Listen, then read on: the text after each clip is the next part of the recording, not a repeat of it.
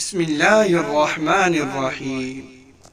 حضرت ابراہیم علیہ السلام نے جن 4 پرندوں کو ذبح کیا ان میں سے ہر پرندہ ایک بری خصلت میں مشہور ہے۔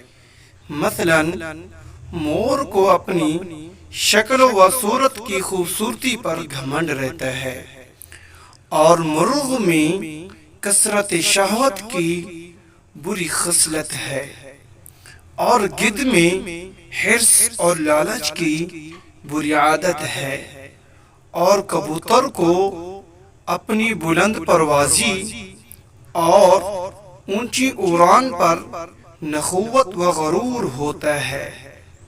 تو ان 4 پرندوں کے ذبح کرنے سے ان 4 خصلتوں کو ذبح کرنے کی طرف اشارہ ہے کہ 4 پرندے ذبح کیے گئے۔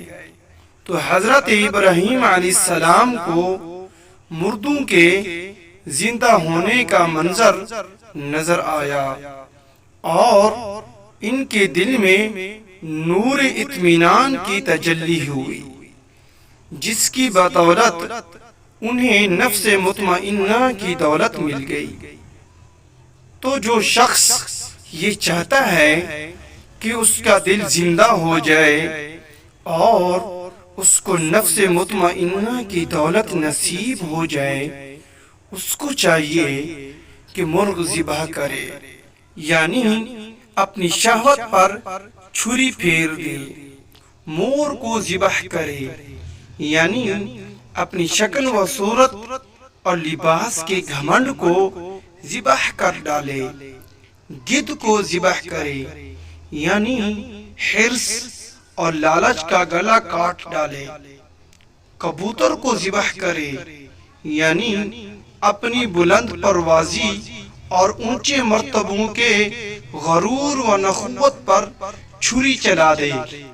اگر کوئی ان 4 بری خصلتوں کو ذبح کر ڈالے گا تو انشاءاللہ تعالی وہ اپنے دل کے زندہ ہونے کا منظر اپنی آنکھوں سے دیکھ لے گا، اور اس کو نفس مطمئنہ کی سرفرازی کا شرف حاصل ہو جائے گا۔